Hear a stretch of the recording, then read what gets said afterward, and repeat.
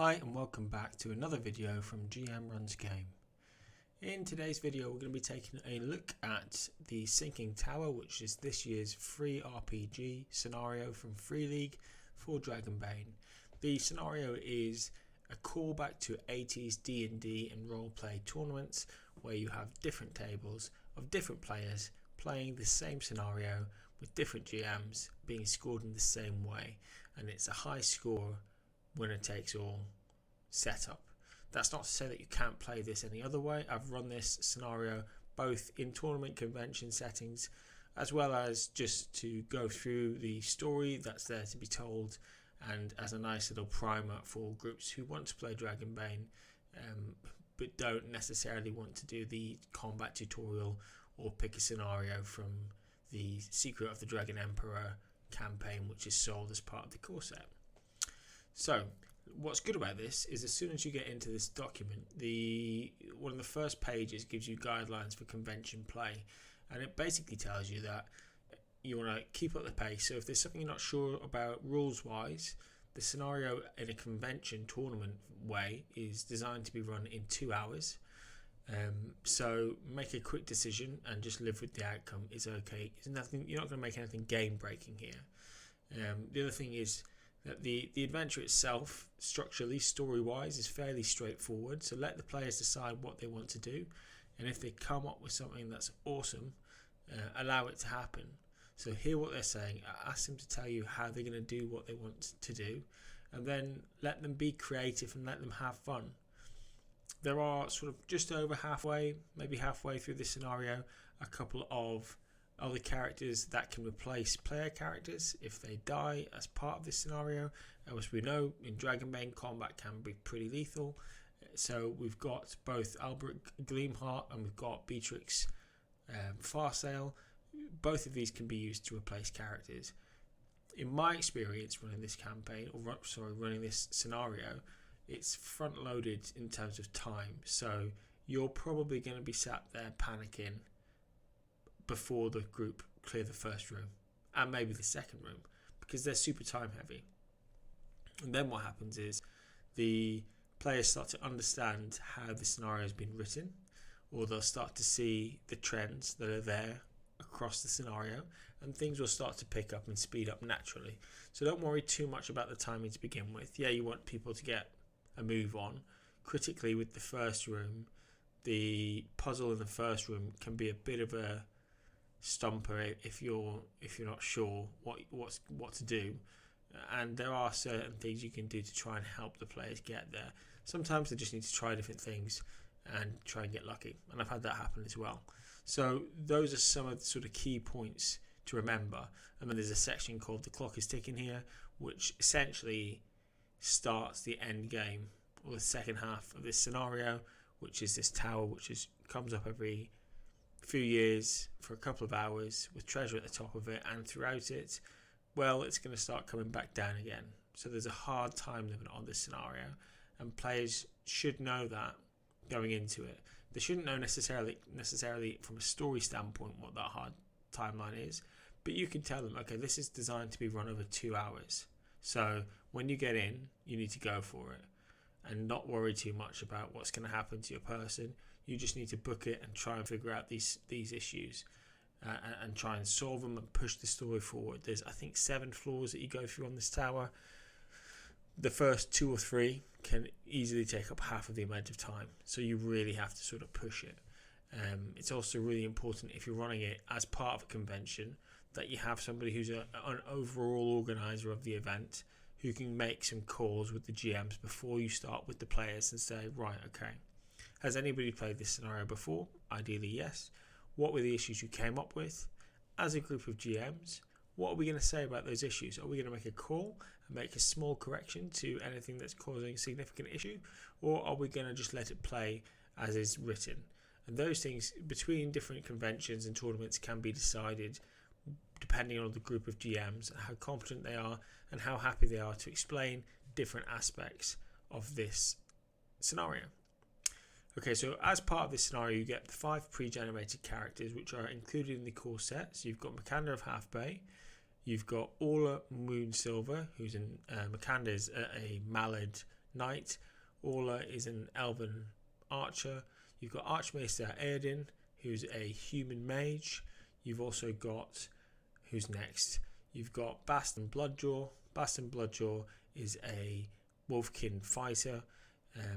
He's got some nice skills. And then you've got Krisanna the Bold, who is a halfling thief, a halfling rogue. There you go. I think it's rogue because technically she's not been caught yet.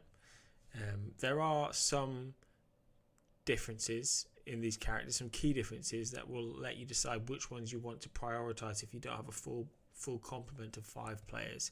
So we'll head to that. Okay, Orla is a ranger. She's got strong agility, which can be important in this scenario. We'll go top to bottom actually. So number 1, dependent on the challenges that the players are going to face, some of these characters are just going to be better options to have, or rather more important options to have. So if you only have 3 or 4 players, then take the first 3 or 4 from this list I'm about to give you, because their skill sets can be quite important. So the first one I've got, which is in the top right corner of this screen as you're looking at it, is Archmaester Aodin. So he is a mage. He has awful defense, but his offense can really be good. He will demonstrate the magic rule set for Dragonbane, and there are certain things that may be advantageous in this scenario to have a magic user with you. The second character that you should be taking, or should be strongly suggesting people take, is Krisanna the Bold, who's in the bottom right, your halfling rogue. She's got skills like backstab, which will give boons when in combat with an opponent who is adjacent to another party member. So in terms of hand to hand, she's able to be a pretty good damage dealer. She's also got stuff like lockpicking, which is really good.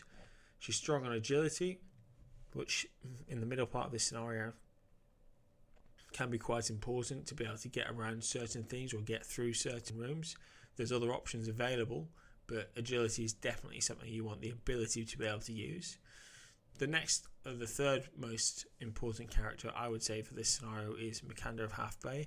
In the bottom left of the screen here, that's your Mallard Knight.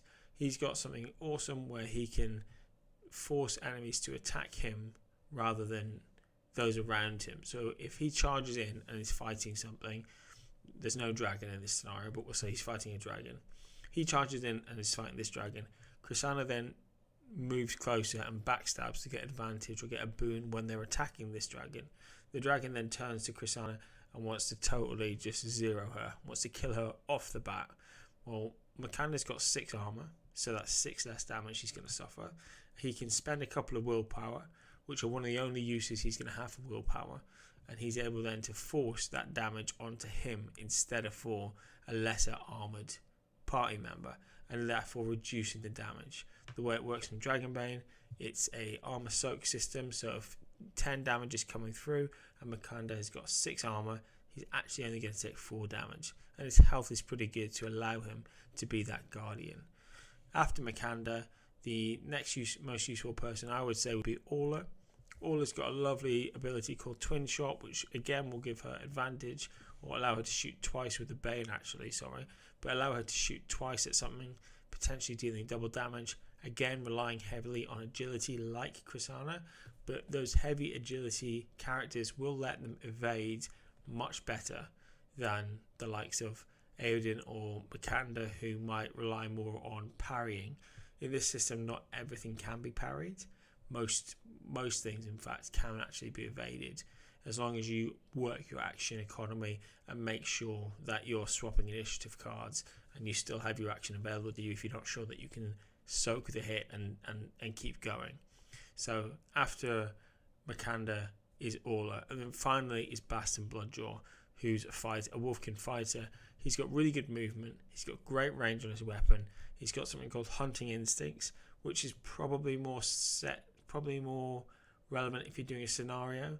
Basically, you can spend some will point and you can get the scent of someone that's hurt you, or you can get the scent of somebody and track that person. In this scenario, that's not going to be super useful, so just down to some of the stuff the pre-generated characters have been kitted out with. Archmaester Aiden, who's got magic, which can be extremely powerful. Krisanna, who's got backstabbing, which gives advantage to attacks when somebody else is adjacent to an enemy. Mikanda, who's able to soak a lot of the damage and has great armor, as well as a really good axe skill that can deal a lot of damage. He's kind of halfway between a tank and a DPS, whereas Krisanna's a bit more DPS-y. Orla's got agility, which is going to help you get around, as well as the ability to take 2 shots. Even though it would be with a Bane, you still have 2 shots against rolling for a really good bow skill. So bow skill is 14, so you've still got a pretty good chance of getting at least one of those off. And then finally Baston, who's a little bit of an all-rounder, and in this particular scenario the specialities that he's been given aren't going to be super useful to have. Okay, so let's take a look at an example of the map. This is the first floor that you go to, so there's no spoilers here. So this is the first floor, and you're arriving by boat. There's gonna be a little bit of dialogue as soon as you get off the stairs in the bottom, slightly to the left section of this map, and then you're going to enter the tower itself, which is surrounded by those green walls. Once inside the tower, you've got the squares, and the squares are present in every single floor, so you don't know when combat is or isn't going to come. You've also got mysteries and things to interact with, so I think in this floor there's 4 or 5 things that you can describe and have players start interacting with to try and figure out the puzzle. This is a particularly difficult one because there's not a lot in this room. There's 1, 2, 3, 4. There's in fact 5 things in this room, one of which you can't see, which is a mural behind. We can't see on the map, but the players will know about. It's a mural behind that staircase that you can see, and that staircase is leading down. The players at this point will understand that the treasure that they need to get is at the top, so they can go down if they want to, at the risk of losing time, or they can try and figure out how to get up, and that's entirely up to your players. It's important at this stage to let players try stuff and figure out that it's not D&D. Things are going to hurt, things go wrong, but they're not going to kill you outright in terms of environmental stuff.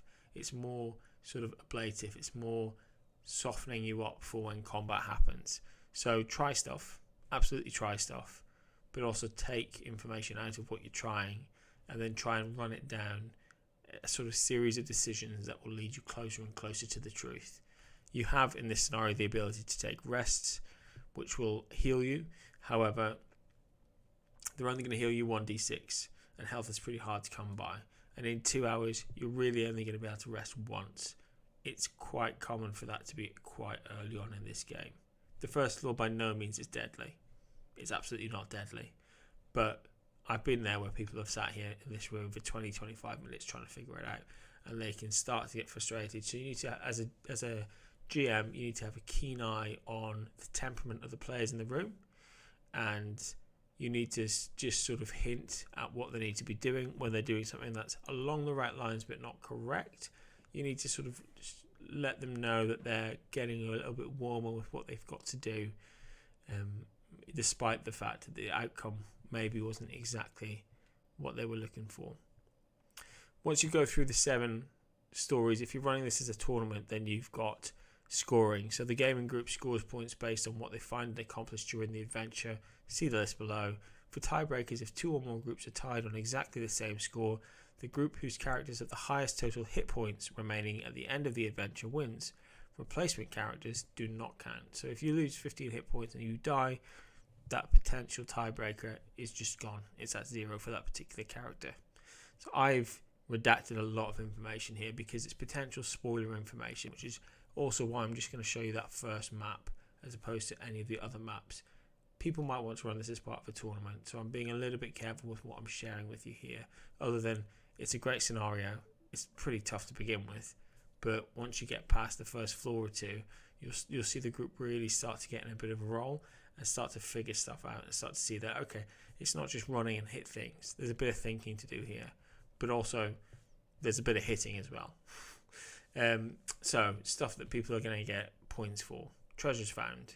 If you find a chest somewhere and it instructs you as a GM to give the players a treasure card, and you're running this as a tournament game, the treasure card, what's on the treasure card, has very little or has no impact on the game. It might say you get 2d6 gold pieces. Well, You don't in this. If it's a tournament, what you get is one treasure card, and at the end of the game, it's the players or the group with the most treasure cards that wins. If you're running it with multiple groups, if you're running it as part of a campaign, if you're running it as a one-shot, then you can give that treasure if you want to, or you can sort of at the end of it say this is all the treasure you've got with some stuff that you've decided, so that you don't upset the balance. If these players and these player characters are then going to move forward into a campaign or into more one-shots. So there's a good amount of treasure to be found here. Not all of it will mean anything other than just points, depending on how you've set this scenario up. The other thing you've got here, which most groups will discover most of, timing is an issue on this one, is the number of floors discovered. So from my recollection, I think there's 7 floors in total.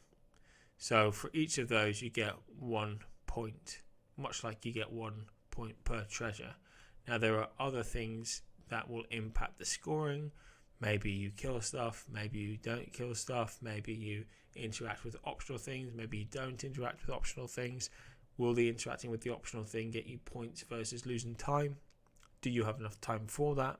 All these kinds of things. So it can make it really interesting. When we ran it as part of a convention, there were 5 teams within about 2 or 3 points of each other, and they just all finished the scenario. And then I think there were about 3 or 4 who got varying degrees of success through the scenario, or maybe didn't finish the scenario, and they were again sort of 7 or 8 below. There was I think it was between like 23 and 30. There's 30 points in total, I'm almost certain of, in this scenario. So you'll know, we had people walking around every sort of 20-30 minutes and updating the score.